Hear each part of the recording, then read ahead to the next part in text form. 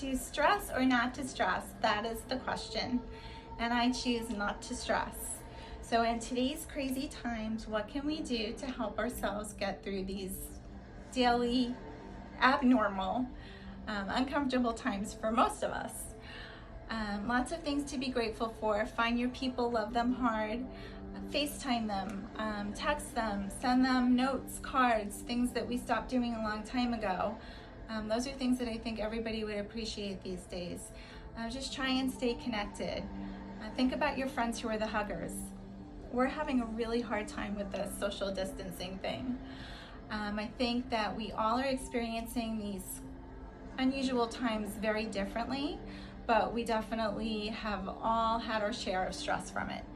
So think outside the box, do some creative things, create a jar at home, cut up some pieces of paper, write things down that you're grateful for, pick something out in the morning, have your kids, your family, choose something in the morning and start their day off in a positive way.